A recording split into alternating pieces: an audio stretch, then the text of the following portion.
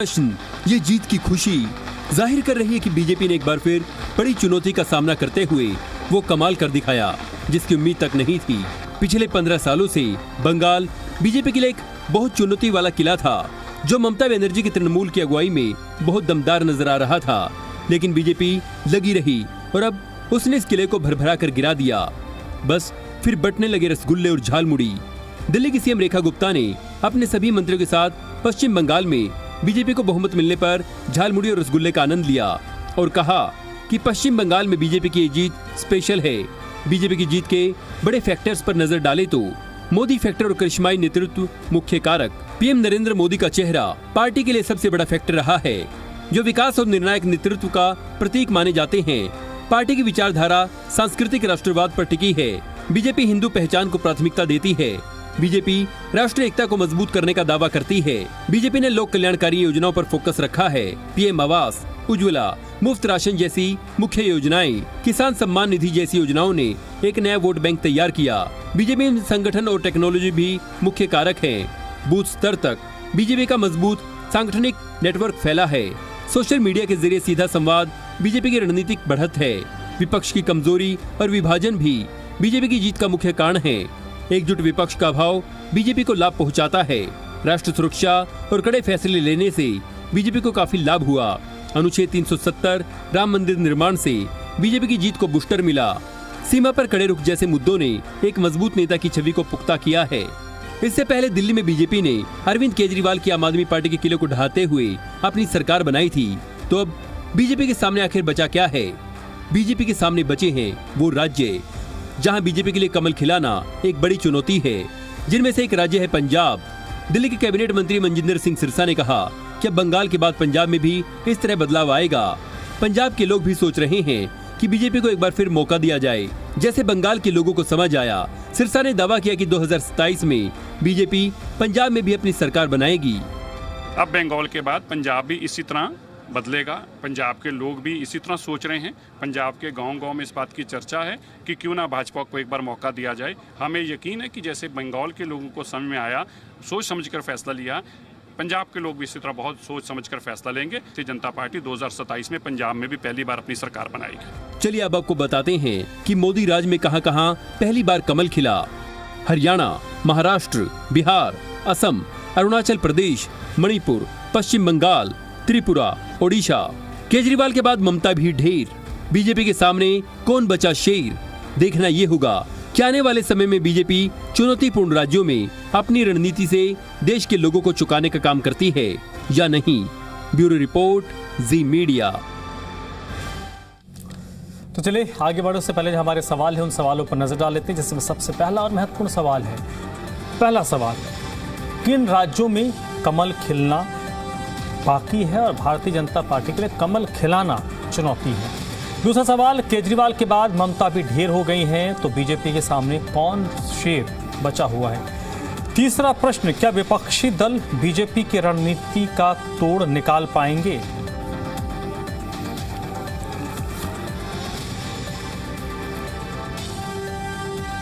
ये हमारे 3 प्रश्न हैं, 3 सवाल हैं, जिस पर आज हम बात करेंगे, चर्चा करेंगे।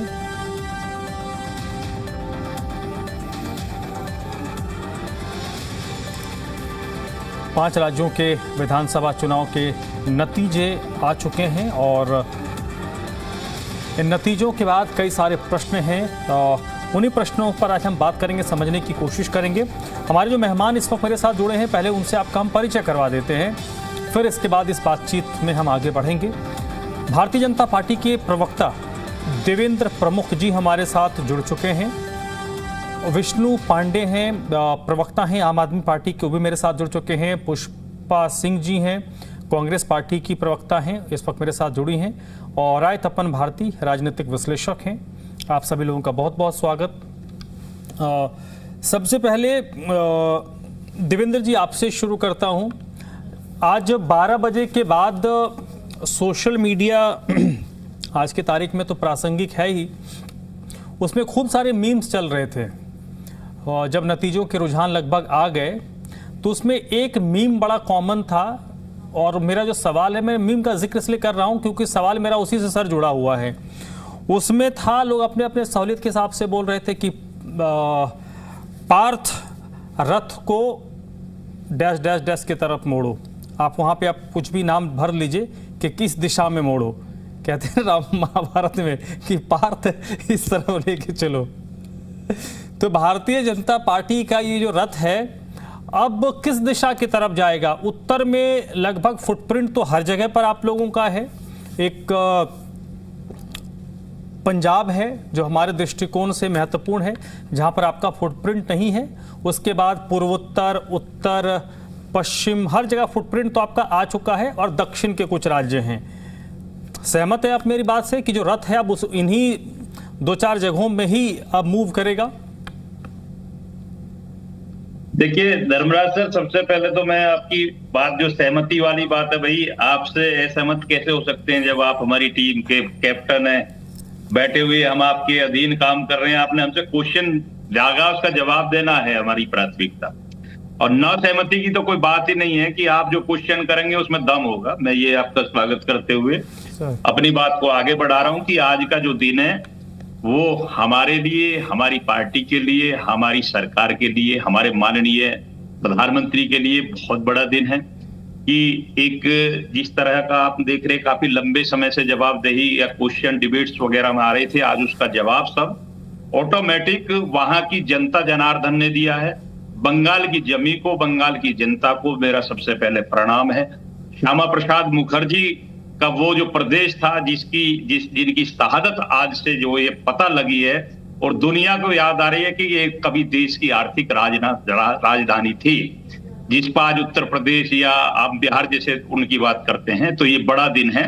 बड़े बदलाव के साथ पूरे देश को, प्रदेश को बधाई और पूरे नेतृत्व, भारतीय जनता पार्टी के नेतृत्व को बधाई और हमारे पक्ष और विपक्ष को भी बधाई कि लोकतंत्र में एक अच्छा चुनाव हुआ है। वो सबने अपना अपना प्रयास किया है, लेकिन जीत हमें मिली है। हम जनता का, जनार्दन का आशीर्वाद जो मिला उसके लिए धन्यवाद करते हैं। आपके चैनल का विशेष रूप से धन्यवाद करते हैं, आपकी पूरी टीम का धन्यवाद करते हैं, आपका धन्यवाद करते हैं। देखिए धर्मराज जी, जो क्वेश्चन आपने मुझसे कहा, मैं एक चीज और इसमें आपको ऐड करते हुए, मेरी आवाज अच्छे से मिल रही है आपको? अच्छे से आ रही है sir, please continue. Dharmraj sir, थोड़ा मेरा गले में दिक्कत है, इसलिए आज मुझे आवाज में दिक्कत आ रही है। कई चैनलों पे सुबह से दिक्कत हो रही थी। कोई नहीं सर। मैं ये कहना चाहता हूं, जो आपका क्वेश्चन है बड़ा गहन है और गहन ही होते हैं आपके क्वेश्चन। तो मैं शाम को अक्सर आपके साथ काफी डिबेट हो लिया और मुझे पढ़ना पड़ता है, थोड़ा सोचना पड़ता है आपके साथ बोलने से, कि आप उसे थोड़ा सा आध्यात्मिक भी बनाते हैं और जब कहीं शास्त्रार्थ होता है तो और ज्यादा जोर लगाना पड़ता है। जब पार्थ की भूमिका आती है तो महाभारत की कहीं ना कहीं याद आती है, भगवान कृष्ण की याद आ गई, अर्जुन की याद आ गई। तो मैं आपको यही कहूंगा कि हमने ईमानदारी से काम किया है और हमारी एक लड़ाई ये भी रही है, बंगाल में भी रही है, कई और प्रदेशों में भी रही है। और आज जिस तरह से एक और कटाक्ष हुआ है, जबकि हम चिंता करते हैं कि आप कभी भी राजनीति में अपने स्तर को इतना मत गिराइए कि जिसके पीछे किसी की भावना जुड़ी हो। जाकी रहे भावना जैसी, प्रभु मूरत देखी तीन तैसी। स्टालिन पिता पुत्र ने जो सनातन के साथ किया था, या बंगाल में जो दीदी ने किया, हमसे ज्यादा काम वहां दोनों प्रदेशों की जनता ने किया। उन्होंने अपने अपमान का बदला लिया। बड़ी बात आपको बता रहा हूं, इसमें बड़ी सहभागिता यही रही है कि कहीं भी बिगर जनता के आशीर्वाद के, बिगर आप लोकल सपोर्ट के, चुनाव हो, युद्ध हो या आपका कोई चैलेंज हो या आपकी कोई परीक्षा हो, उसे आप पास नहीं कर पाओ। ठीक, मैं एक शब्द आपको डंके की चोट पर बोल रहा हूं, ये अपना अपना विश्लेषण करा लें। कई बार जो है जवाब देते हुए हम लोगों से भी जोश में कुछ वर्ड निकल जाते हैं, लेकिन हम कोशिश करते हैं शुद्धिकरण करें, या तो अगली बार ना बोलें या उसे सुधार के बोलें, क्योंकि वो इतना लाइन से भटका देते हैं। धर्मराज सर, आपकी डिबेट में कई बार देखने को भी मिलता कि जहां हमारा डिबेट का हिस्सा नहीं है वहां के लिए खींचना शुरू कर देते हैं। एक देहाती भाषा में बताता हूं, जो कमजोर पहलवान होता था ना, 5 मिनट की कुश्ती में अखाड़े की एक बाउंड्री होती थी, वो 15x20 की हो, कहीं 30 की हो, इस तरीके की। तो टाइम पूरा करने के लिए वो बार बार उस बाउंड्री से बाहर जाता था और जो अच्छा पहलवान उसे लाता, उसे ढाना उसी में पड़ता था, उसके अंडर। अगर बाहर जाके कहीं तो कुश्ती मानी नहीं जाती। तो मैं आपको यहाँ यही बता रहा हूं कि हमें बार बार हमारी लाइन से आउट किया गया। आपके साथ काफी डिबेटें हम देख रहे हैं, 2 वर्ष का हमारा लगातार ये डिबेट का काम चल रहा है जिसे हम बंगाल को फोकस कर रहे थे। एक हमारी कथनी और करनी में फर्क नहीं है, हम 24/7 आवर्स जो काम करते हैं वो बूथ से लेकर और बूथ समिति, जिसे अभी आधी पार्टियां जानती भी नहीं। हमारे यहाँ 11 की बॉडी होती है, पन्ना प्रमुख होता है 60 का, उसके बाद हम मंडल की तरफ बढ़ते हैं। ठीक है सर, और मंडल के बाद मैं बाकी चीजों पे देवेंद्र जी मैं आपके पास आता हूं सर। विष्णु पांडे हमारे साथ जुड़े हैं। मैं चाहूंगा कि एक कॉन्क्रीट बात, आपकी शुरुआती जो आपका नोट था वो आ गया। पहले मैं एक बार फिर से सबसे प्रतिक्रिया ले लेता हूं, फिर इसके एक जो अलग अलग मूड है उस पर बात करेंगे। विष्णु जी, इन 5 राज्यों की जीत पर सबसे ज्यादा चर्चा, क्योंकि देखिए हम हिंदी चैनल हैं तो हमारा अब दक्षिण भारत में हमारा फुटप्रिंट है नहीं, सही। दूसरी चीज, हिंदी तमिलनाडु में हिंदी भाषी चैनलों को ऐसे भी कम देखा जाता है, तो तमिलनाडु केरल पे हमारी उतनी नजर थी नहीं। पश्चिम बंगाल के साथ साथ असम को भी अगर ले लेते हैं, बगल का राज्य है। उत्तर भारत, पूर्वी भारत में जब ज़्यादातर जो चर्चा हो रही थी हिंदी चैनलों पर, वो पश्चिम बंगाल की हो रही थी। वो इसलिए भी हो रही थी क्योंकि बाकी जो राज्य थे वहाँ पर हिंदी चैनल देखे नहीं जाते, या तो इंग्लिश देखते हैं या फिर उनके जो रीजनल लैंग्वेजेस होते हैं उसमें देखते हैं। पश्चिम बंगाल पर नज़र इसलिए भी थी क्योंकि वहाँ पर बहुत कुछ घटित हो रहा था और वो पिछले 5 सालों से घटित हो रहा था। अगर हम ये कहें कि नहीं 6 महीने से घटित हो रहा था जैसे जो चुनावी राज्यों में होता है, तो हम झूठ कहेंगे। ऐसा कुछ नहीं था, वो पिछले 5 साल से कुछ ना कुछ घटित हो रहा था। ये नतीजे क्या मैसेजिंग देते हैं, और क्या पंजाब के लिए आम आदमी पार्टी के लिए अलार्मिंग कॉल है कि जैसे मैंने कहा कि इस पट्टी में उत्तर, पूर्वोत्तर और पश्चिम में एक पंजाब इकलौता राज्य बचा है जहां पर बीजेपी का कभी फुटप्रिंट नहीं आया है। बाकी इस पूरे जोन में तो बीजेपी का फुटप्रिंट आ चुका। आज अगर हिमाचल में कांग्रेस है तो वहां हर 5 साल वाली परिपाटी है। इससे पहले जयराम जी वहां के सीएम थे। झारखंड एक राज्य है, झारखंड में 19 से पहले बीजेपी की सरकार थी, उससे पहले भी गठबंधन में बीजेपी की सरकार थी। तो ऐसा नहीं कि वहां फुटप्रिंट नहीं रहा, पंजाब में तो कोई फुटप्रिंट ही नहीं रहा। अकालियों के साथ हमेशा बी टीम बन के रही बीजेपी।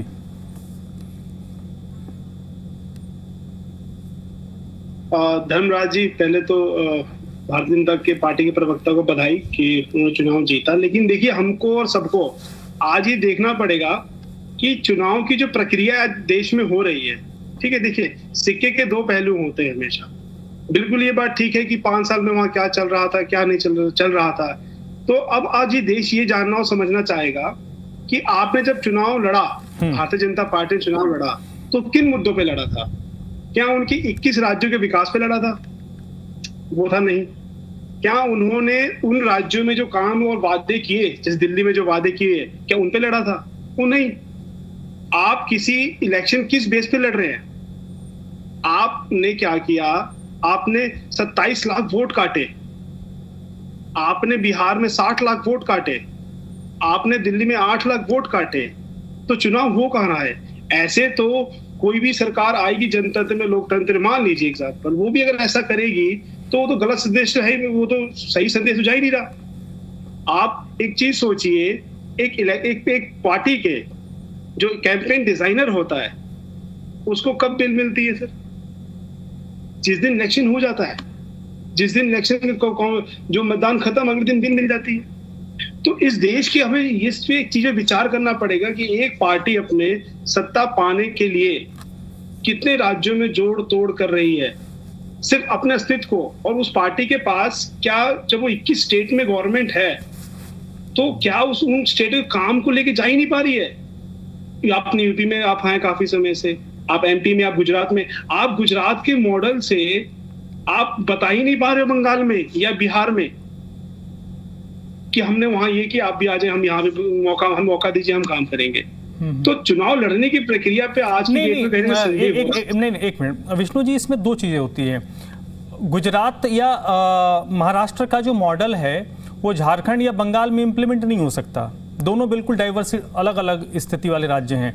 जैसे दिल्ली का विकास हिमाचल प्रदेश में आप इम्पोज नहीं कर सकते, हिमाचल वाला विकास आप झारखंड में इम्पोज नहीं कर सकते। जो पार्टी इनकमिंग है वो तो बताएगी ना कि हम आपके स्टेट के हिसाब से अगले 5 साल में क्या करेंगे। 50 साल के लिए तो हो नहीं रहा, 5 साल के लिए हो रहा होगा। वो तो इसका मतलब वोट आप हर स्टेट में काट सकते हैं। आप अरविंद जी के विधानसभा में 40,000 वोट काट सकते हैं, जहाँ टोटल 41 से। क्या आप 27 लाख वोट आप बंगाल में काट सकते हैं? प्रश्न देखिए ये उठता है नहीं कि आप कर किस तरीके से कर रहे हैं सर? मैं बताता हूँ। देखिए एसआईआर वाला का मुद्दा तो खैर कोर्ट पे है, उस पर बहुत ज़्यादा टिप्पणी नहीं करूंगा। बात आपने कह दी तो एक बार फिर से मैं रिपीट कर देता हूँ। बहुत ऐसे वोट्स जो कटे हैं, मुझे पता नहीं आप लोगों को कितने लोगों को जानकारी है, पश्चिम बंगाल में बिहार और उत्तर प्रदेश के लोगों की बहुत आयत है वहाँ पे, राजस्थान के लोगों की बड़ी बहुत आयत है, और वो ऐसे ज़्यादातर लोग थे जो 2 जगहों पर वोटर लिस्ट में उनका नाम था। तो इसमें बहुत ऐसे लोग हैं जिनके दोनों जगह के नाम थे, लोगों ने तय किया कि नहीं अपने मूल जगह के वोटर रहेंगे, उन्होंने वोट कटवाया। इसमें मेरे भी परिवार से जुड़े लोग हैं, इसलिए मैं कह रहा हूँ। सर देखिए कितने % वोट कटेगा आपको पता है? 2021 में जब वेस्ट बंगाल में जब इलेक्शन हुआ था, जब बीजेपी को 77 सीट मिली थी, तो उनको वोट शेयर 38% और टीएमसी को था 48%, 10% का फर्क था। और जो 138 सीटें जिसमें मार्जिन था 5,000 से 15,000 वोट का, जो भी नहीं जो विष्णु जी, देखिए अब ये सारे गणित वाली बातें तो जो वो कहते हैं ना, जो बैकडोर चैनल से जो हिसाब किताब करते हैं वो लगाएंगे। हम लोग मोटा मोटी तौर पर बात करेंगे। पुष्पा जी, मैं आता हूं आपके पास। पुष्पा जी का मैं रुख करता हूं। मैम, कांग्रेस के लिए एक गुड न्यूज दक्षिण भारत के सुदूरवर्ती राज्य से आया है, जो सब देश का हमारा आखिरी कोना है, कि एक फुल स्टेट है जो कांग्रेस के पास आ गया। लेकिन अपेक्षाकृत कांग्रेस का जो स्टेक था वो 2 स्टेट्स में था, जहां पर कांग्रेस को, पश्चिम बंगाल में कांग्रेस कहीं नहीं थी, ये एक फैक्ट बात है। असम में आप लड़ाई में थे, वहां पर आपकी सरकार नहीं आई। तमिलनाडु में भी आप किसी के साथ थे, वहां पर भी अब लीड नहीं कर रहे थे। ये सबको पता है, मोर और लेस सबको पता है। पार्टी नेता और प्रवक्ता टीवी पे क्या कहते हैं वो नहीं। 2 जगह पर आपका स्टेक था, एक जगह पर आपने चुनाव जीता और एक जगह पर आपको उस हिसाब की सफलता नहीं मिली। आपके जो प्रदेश अध्यक्ष हैं वो भी चुनाव हार गए। कांग्रेस पार्टी के लिए एक टेक अवे क्या है इन 5 राज्यों के चुनाव से? देखिए, जहां हार हुई है हम उसको स्वीकार करते हैं। बाकी केरल की आप बात करें, केरल में देखो 10 साल बाद कांग्रेस की सरकार बनी है, ये हमारी एक जीत है, आपने खुद भी माना। और तमिलनाडु में भी कहीं ना कहीं उन्होंने जाहिर किया कि भाई हम कांग्रेस से लगाव है, कांग्रेस से वहां भी हमारे मिलके होगा, चल ठीक है उनकी बनेगी, पर वहां दोनों स्टेट में हमारा रहेगा। राइट। पश्चिमी बंगाल की बात करें तो ठीक है, वो क्या हुआ है क्या नहीं, वोट बैंक का तो है ही। जहां वोट कट रही है इसमें वही, जैसे आपने बताया, इसमें तो बहुत लंबी डिबेट हो जाएगी कि जो वोट कट रही है वोट कट, क्योंकि मैं अपना क्षेत्र का बता रही हूँ। दिल्ली जब विधानसभा का चुनाव था, मैं महरौली विधानसभा से मैं खुद चुनाव लड़ी थी। मैं अपना बता रही हूँ, इसी चीज को जोड़ते हुए जो आप वोट की बात कर रहे हैं, कटिंग की, हमारे क्षेत्र में, हमारे घर में, हमारे परिवार की लोग वो आए नहीं चेकिंग करने और वोट कटी हुई थी। अभी एसआईआर में भी ऐसे ही हो रहा है। स्कूलों में हम जा रहे हैं, वहाँ लोग खुद कह रहे हैं कि हमारे पास सारी चीजें, इतने पुराने डॉक्यूमेंट्स है, पर वो वोट कट रही है उनकी, लाइन डाल रहे हैं सीधा कह रहे हैं नहीं आपकी नहीं होगी। तो ये देश में थोड़ी सी सरकार की इसको थोड़ा करना पड़ेगा, देखना पड़ेगा धरातल पे कि क्या हो रहा है। ये तो एक अलग चीज है। बाकी देखिए, केरल में हमारा अच्छा हुआ है, 10 साल बाद हम लौट कर आए हैं, अच्छा हमारा रिजल्ट रहा है। वहां पर खड़गे जी भी, राहुल गांधी जी भी सब लगे हुए थे, हमारे वेणुगोपाल जी भी, तो उसका रिजल्ट आया है। उसका जहां हमें जीत मिली है, हम उसका वहां की जनता का धन्यवाद करते हैं। 2 लड़ते हैं, एक की हार होती है, एक की जीत होती है। हार को भी हम स्वीकार करते हैं।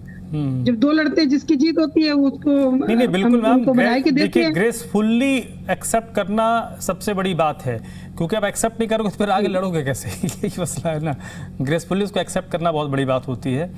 नहीं, इसमें जैसे आपने एक बात कही मैम कि कांग्रेस पार्टी के लिए एक फुल स्टेट अपने पास आना, क्योंकि नॉर्थ में अभी जिस तरीके से स्थिति बन गई है वो कांग्रेस के लिए नेक्स्ट लेवल की भी चुनौती है। अभी कांग्रेस के लिए ज्यादा महत्वपूर्ण यह है कि जहां पर आपके फुटप्रिंट है, जहां पर आप नंबर 1 या नंबर 2 की पार्टी हैं, उसको आप इंटैक्ट कर लें। पहले जो दीवार टूट गई है उसको खड़ा करने से बेहतर है कि जिस दीवार में छेद है उसको भरो। एक बार वो दीवार पुख्ता हो जाए, फिर आप दूसरी दीवार को खड़ी करने की कोशिश करो। बिल्कुल पंजाब में वही होने जा रहा है। पंजाब में वही पंजाब में वही होने जा रहा है। देखना आगे रिजल्ट आएगा धीरे धीरे।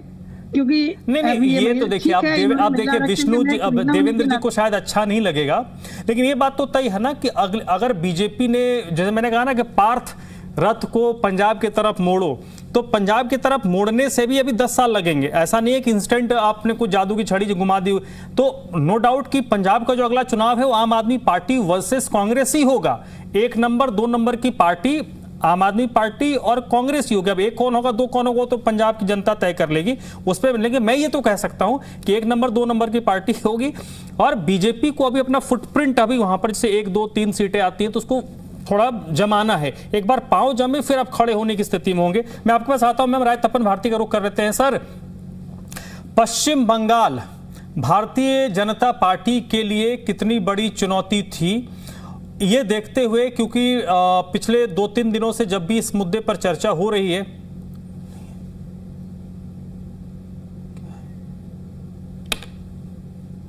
और लगता है तपन भारती जैसे संपर्क टूट गया है।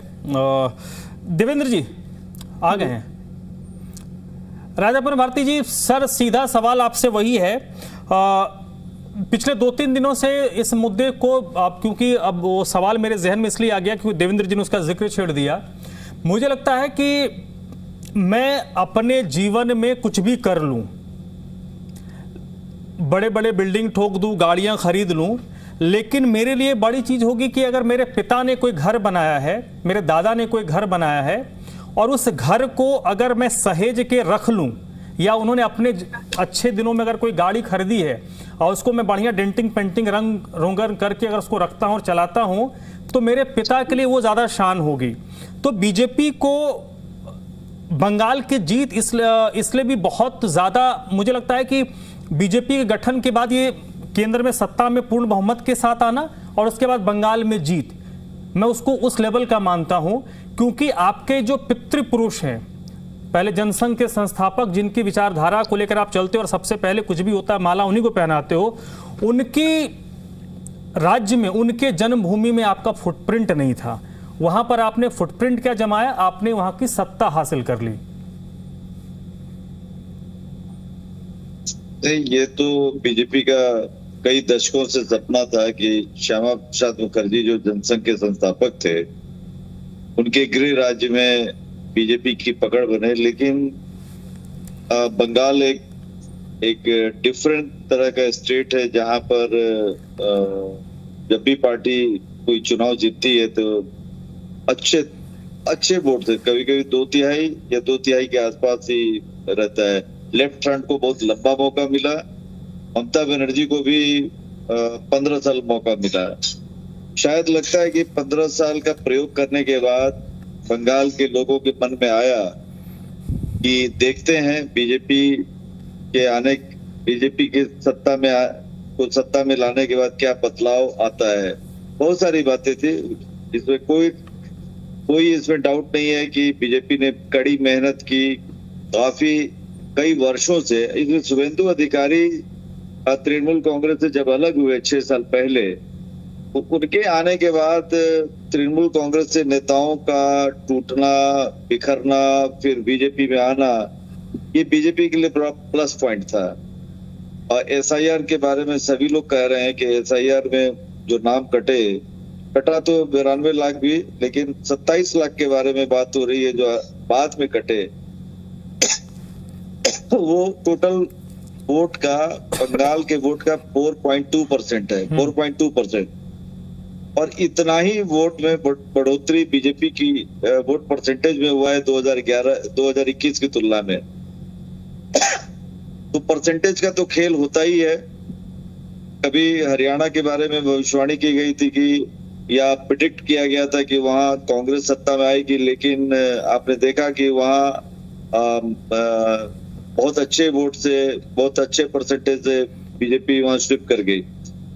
तो ये लक्ष्य पूरा होने का, अच्छा, इस जीत से बीजेपी के रास्ते खुले। अरविंद केजरीवाल के बाद ममता बनर्जी दूसरी नेता हैं जिनकी राजनीतिक कद को छोटा कर दिया गया। मतलब बीजेपी के सामने बड़े बड़े जो स्टॉलवार्ट थे, उनमें ममता बनर्जी और अरविंद केजरीवाल का बड़ा नाम था। एक उद्धव ठाकरे भी बीजेपी के मार्ग में बाधक थे, वो भी कई वर्षों से उनको उनकी राजनीति को समेट कर रख दिया है बीजेपी ने। अब मुझे लगता नहीं है कि राहुल गांधी को छोड़कर कोई बड़ा नेता बीजेपी के मुकाबले में दिख रहा है। तो बीजेपी का जो गोल था कि बंगाल को कवर करें, और इसीलिए प्रधानमंत्री मोदी ने आज जो कहा, जब पार्टी के ऑफिस में जश्न मनाने गए और कार्यकर्ताओं को बधाई देने गए, तो उन्होंने कहा कि गंगोत्री से गंगा सागर तक भाजपा का परचम लहरा रहा है। बहुत बड़ी बात है। गंगोत्री मतलब उत्तराखंड के हिस्से से, वहां से जो नदी का प्रवाह शुरू होता है और जाके गंगा सागर में मिलता है बंगाल में, वहां तक बीजेपी का पताका लहरा रहा है। तो बीजेपी के पास बहुत बड़ी रिस्पॉन्सिबिलिटी आ गई है, उत्तरदायित्व आया। इसका लाभ राज्यसभा में भी मिलेगा। राज्यसभा में सीटें बढ़ने की पूरी संभावना है। 2/3 का लक्ष्य चाहती है बीजेपी, चाहती है कि 2/3 का बहुमत उसे राज्यसभा में मिल जाए। जिस रोज 2/3 बहुमत न होने के कारण महिला बिल विधेयक में जो संशोधन था वो गिर गया पिछली बार। इसी चुनाव के थोड़े कुछ समय पहले की बात है। अब अभी स्ट्रेटेजी होगी कि देखिए बंगाल पटरी, बंगाल में एक ममता बनर्जी की हार के पीछे एक बहुत बड़ा कारण है कि उनके पश्चिम बंगाल के सरकारी खजाने में पैसे की कमी थी। पैसे की कमी के कारण जिस तरह से बिहार में नीतीश कुमार ने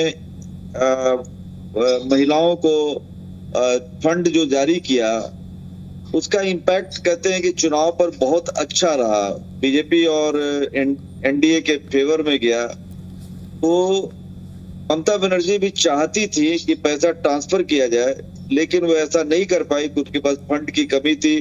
और सेंटर से जो फंड की डिमांड किया, वो दोनों के बीच में इंटरेक्शन और संबंध ठीक नहीं होने के कारण ममता बनर्जी को इसमें कामयाबी नहीं मिली।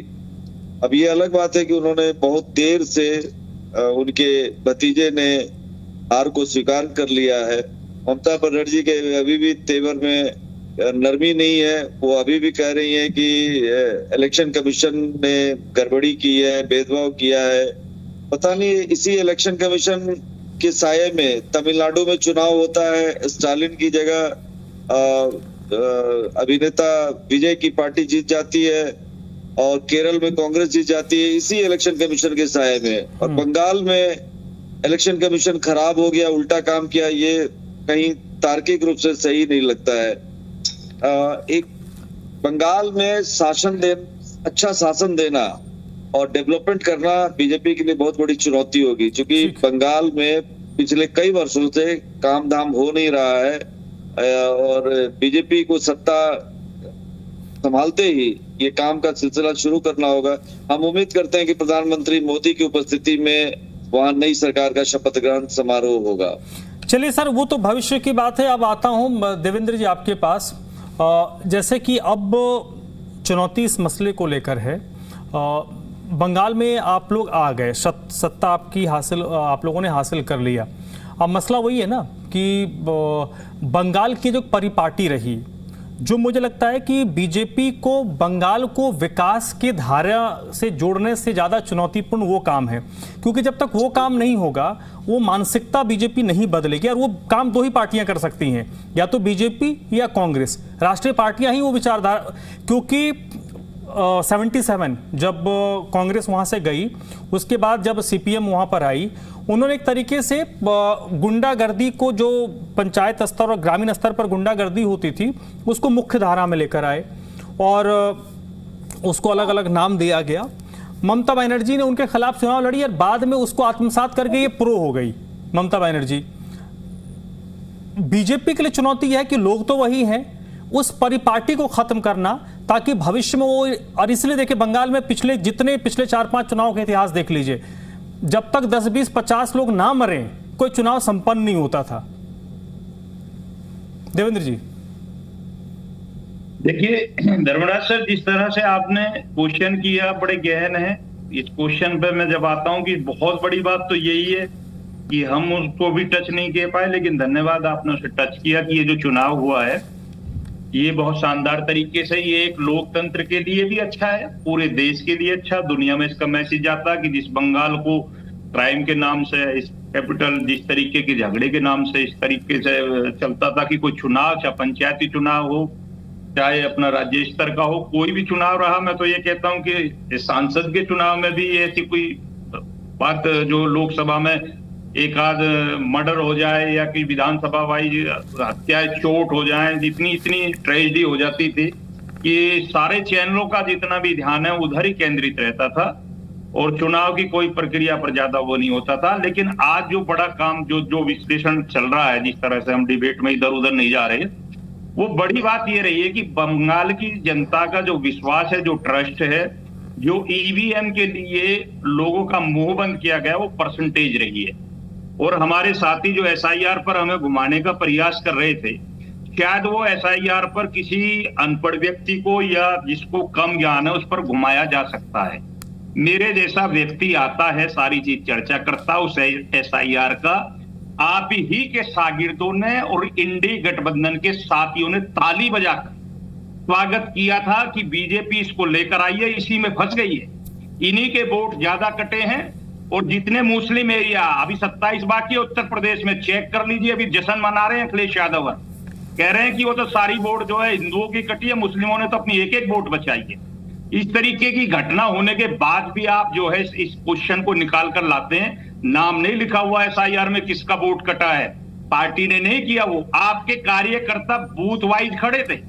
एसआईआर पर एक एक व्यक्ति खड़ा होकर बंगाल में माननीय सुप्रीम कोर्ट तक ये बात गई थी, आईना दिखाया, फिर भी आप इस तरीके की बात लाते हैं। राहुल गांधी वाली वही बात आती है, फिर वो लाते हैं, उन्हें कोई अधूरा बता देते हैं, जब विश्लेषण की जरूरत है तो वो मार खा जाते हैं। वहां यही हुआ था अभिमन्यु के साथ। अगर काश उनकी माता और थोड़ी देर जाग जाती तो अभिमन्यु वहां मारा नहीं जाता, उसे पूरा कर लेता चक्रव्यूह को।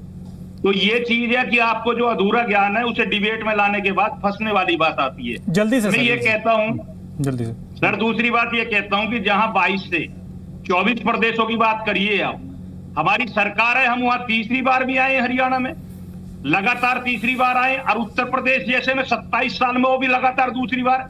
क्या ये जो हमने घोषणाएं की हैं, जो हमने जमी पर अमली जामा पहना है, ये उत्तर प्रदेश क्या क्राइम कैपिटल के नाम से नहीं जाना जाता? पिछड़ा और बीमारू राज आज ठीक है, देश की टॉप अर्थव्यवस्था है। चलिए ठीक है, मैं आता हूं, आपके पास समय की कमी है। विष्णु पांडे जी, बोला उससे ज्यादा बंगाल में करेंगे। ठीक है विष्णु जी, मूल मसला ये है ना कि बाकी इश्यूज को तो आप रखिए अपने जगह पे, आप उसको पॉलिटिकल इस्तेमाल कीजिए, लेकिन धरातल पर तो आपको ये भी देखना होगा कि बार बार नतीजे ऐसे क्यों आ रहे हैं, बीजेपी के पक्ष में क्यों जा रहे हैं।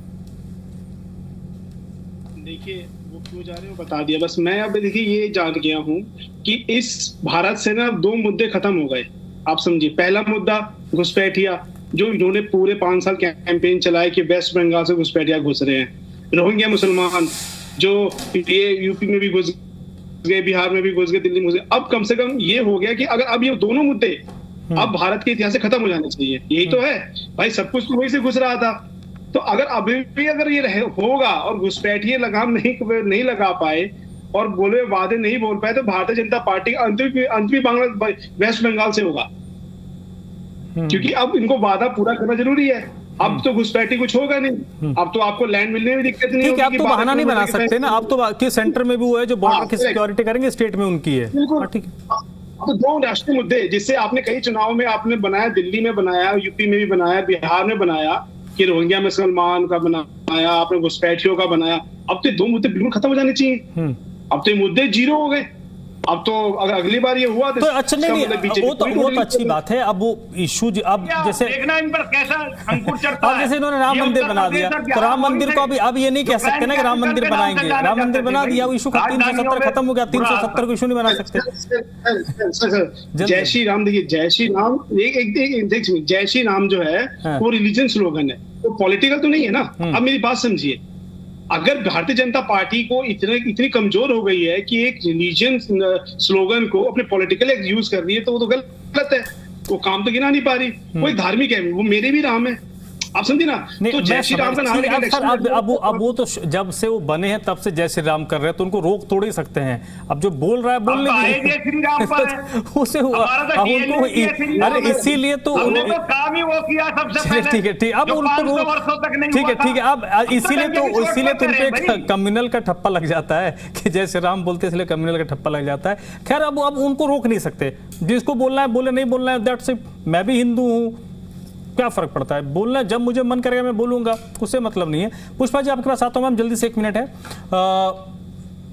इस चुनाव के बाद आपकी पार्टी कैसे आगे बढ़ेगी, क्योंकि अभी मोटे तौर पे जो मैं देख रहा हूं, आपकी पार्टी एम कर रही है 2029 को, जो मुझे समझ में आता है, जो मेरे पास इंफॉर्मेशन 29 को एम कर रही है। उसके पहले 2-4 बड़े बड़े राज्य हैं, उन राज्यों, क्या आपको लगता है कि ये इफेक्ट उन राज्यों में को भी डाल सकता है, जैसे गुजरात हो गया, मध्य प्रदेश हो गया, पंजाब हो गया, उत्तर प्रदेश में तो खैर आपकी पार्टी की अभी वो पृष्ठभूमि नहीं है, मतलब फिर भी वहाँ पे मुख्य विपक्षी एक जो पार्टी है वो आपके साथ ही हैं और आगे भी साथ में रहेंगे, तो आपको लगता है कि वो बूस्ट करेगा? देखिए, अभी भाई ने बोला, जो भारतीय जनता पार्टी से प्रवक्ता थे, कि महिला आरक्षण के लिए बोला, मैं उसी बात पे आना चाहूंगी कि महिला आरक्षण पे इन्होंने किया क्या। जब ये बार बार सदन में भी बोला कि आरक्षण गिरा दिया, अब हमारी पूर्ण बहुमत की आ रही है तो अब ये लागू कर देंगे, तो लागू कर दो ना। हम तो कह रहे हैं, हमारे नेता भी कह रहे हैं लागू करो, आज करो, अभी करो। अगर ये 2011 की सेंसस पे करना चाहते हैं तो कर दें, कोई रोक थोड़ी रहा है। और उसमें जनगणना, परिसमान, सब चीजों अब 543 सीटों पे कर दो, बाद में जो बढ़ेगी तब उन पे उठता रहेगा।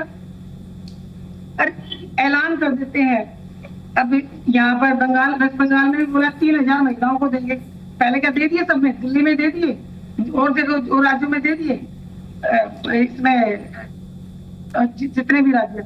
ये महिलाओं का मुद्दा एक बहुत बड़ा मुद्दा, जब 50% महिलाएं हैं देश में, तो उनका हक और अधिकार, उनका हक है, उनको मिलना चाहिए।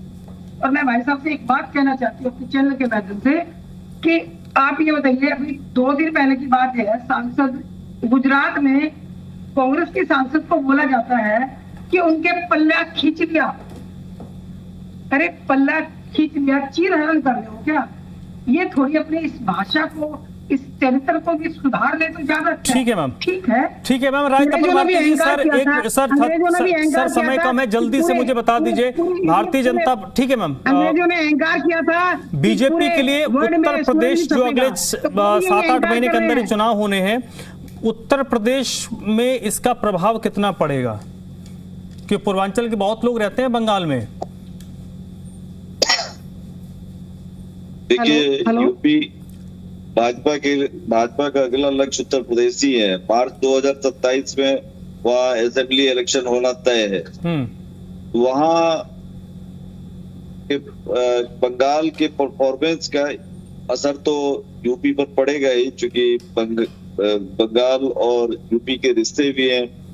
बहुत बड़ी उत्तर प्रदेश की बहुत बड़ी आबादी बंगाल में भी काम करती है। दूसरा है कि बंगाल, बिहार, उत्तर प्रदेश, ये सारे राज्य एक दूसरे को कनेक्ट करते हैं। तो बीजेपी चाहेगी, बीजेपी आगे चलकर जो पंजाब का इलेक्शन होगा, मेरा ख्याल है कि उसका भी वो लक्ष्य निर्धारित करेगी कि वहां पर आम आदमी पार्टी को दोबारा पंजाब में तो सर फुटप्रिंट की तैयारी करेगी ना, कि हमारा पैर जम जाए। इस बार तो वो तैयारी होगी, सरकार बनाने की तैयारी तो नहीं होगी ना इस बार। फुटप्रिंट बनाने की तैयारी है। दिक्कत क्या है कि अकाली दल कभी उनका सहयोगी दल हुआ करता था, उनके साथ नहीं, अब नहीं लगता, अब बैसाखी नहीं रखेंगे पंजाब में, जहां अकाली दल की ताकत नहीं सर, अगर बैसाखी बनाएंगे तो अकाली तो बड़ी टीम हो रहेगी ना, ये टीम फिर बन जाएगी, फिर बीटे रह जाएंगे, फिर वही होगा। तो इस बार तो कोशिश होगी जो वो स्वतः हो, अपना हो। देखिए, लोकसभा में या सरकार बनाने में जो माध्यम है ना, उत्तर प्रदेश सबसे बड़ा माध्यम है। जो पार्टी उत्तर प्रदेश में लार्जेस्ट पार्टी होगी, वो केंद्र में उसकी सत्ता होती है। तो बीजेपी किसी भी हाल में यूपी के बारे में, चलिए सर, मोटे तौर पर ये चुनाव बीजेपी के लिए भी और कांग्रेस के लिए भी, मेरा अपना आकलन है, कुछ ना कुछ लेकर आई है। अब देखना है कि दोनों जो राष्ट्रीय पार्टियां हैं और हम जो तीसरी राष्ट्रीय पार्टी आम आदमी पार्टी है, क्योंकि पंजाब का हम बार बार जिक्र आ रहा था, वहां पर कैसे इन परिणामों के बाद अपनी